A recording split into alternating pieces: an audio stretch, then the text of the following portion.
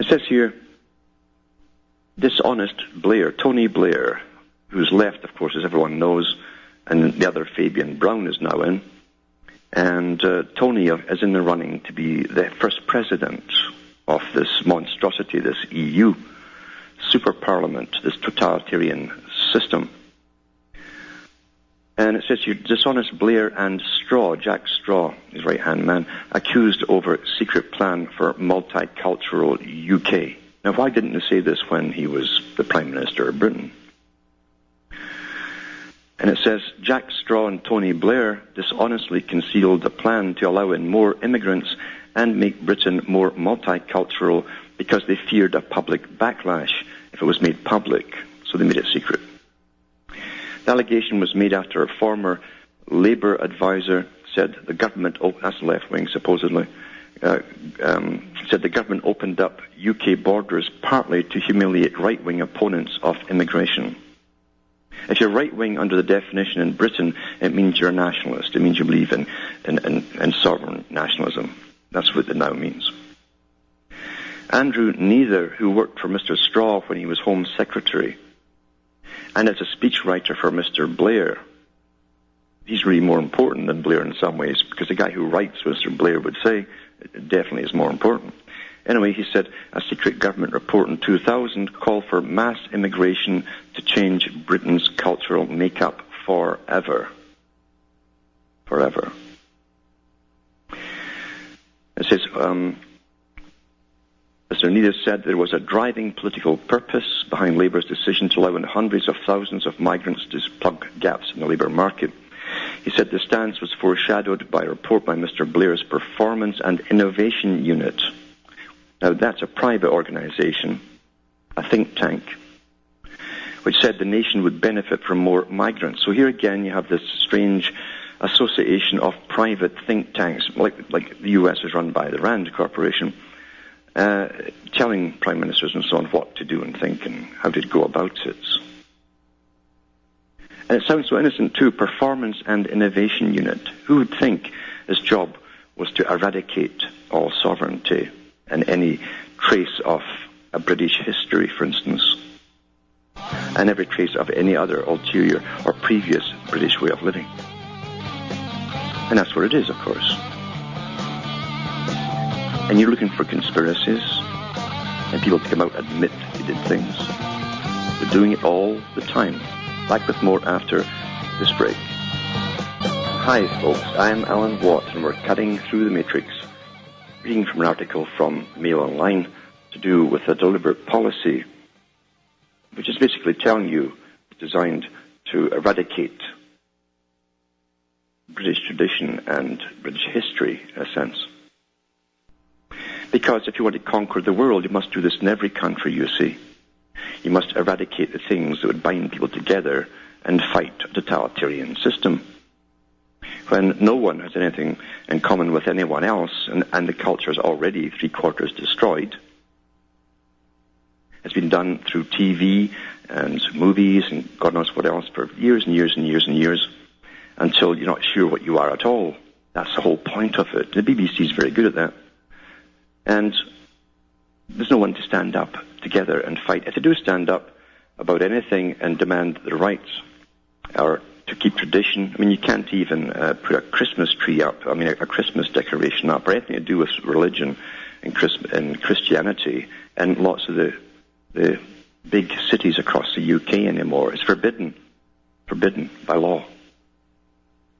But it's okay to have everybody else's cultures up there and everyone else's religions up there, just to get the tension rising a bit more. That's what they do at the top. And then they deal with the fallout. You already have gangs and Asian gangs and different gangs all fighting each other for turf in certain big cities.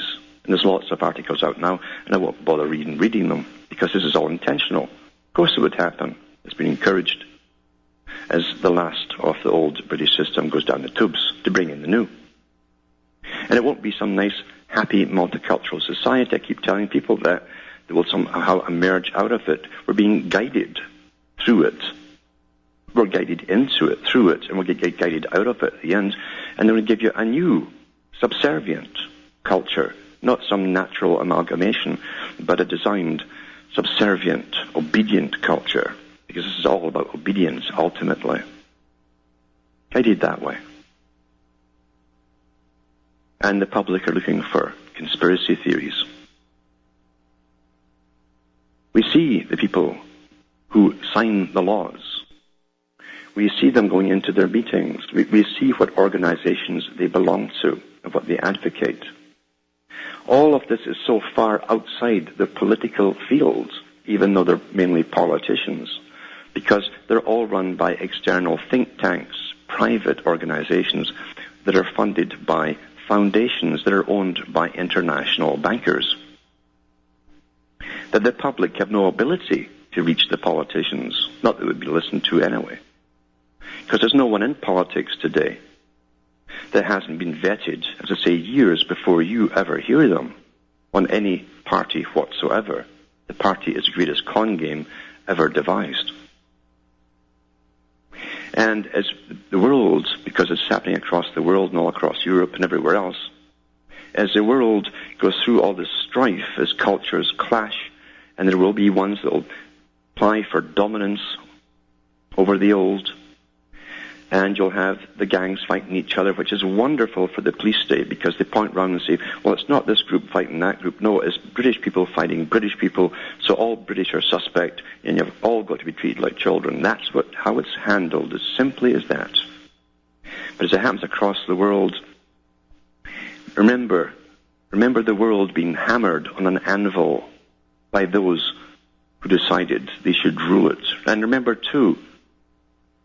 the old dictum that Mazzini, another world socialist, said. We have to destroy their cultures in order to rule them. And he said that in the 1800s.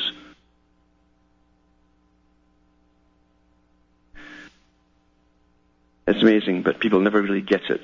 They're always looking for some incredible alien to come and admit, yes, we did it. We're from Zeta Reticuli. Or we crawled out of a swamp, all scaly, or whatever. We see the people. We see the liars every day. We have access to the organizations to which they belong. You can see what they're sworn to, what they have sworn to. We are looking for hidden conspiracies. And you still want to believe politicians. And you will the next time they put some puppet in front of you. Amazing. Their disbelief that this is actually happening and helps us to steamroll ahead. They can't believe it. It's that easy.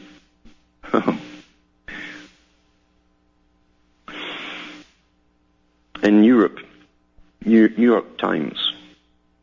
The New York Times watches Europe because it knows darn well that the US, Canada, and most of all of Latin America eventually will be amalgamated. Do you remember the last signing for at least Canada, the US, Mexico, and I think Chile as well, takes place by the leaders, I hate to say that terrible word, of the countries in 2010. Then everything is technically integrated legally. Then you'll see the machinery unroll month by month, year by year. And so the same as Europe. This says here, ever-present surveillance rankles the British public. Well, no kidding. It's become commonplace to call Britain a surveillance society, a place where security cameras lurk at every corner, giant databases keep track of intimate personal details, and the government has extraordinary powers to intrude into citizens' lives. This is a blueprint, really. It's a reflection of where we are here, really.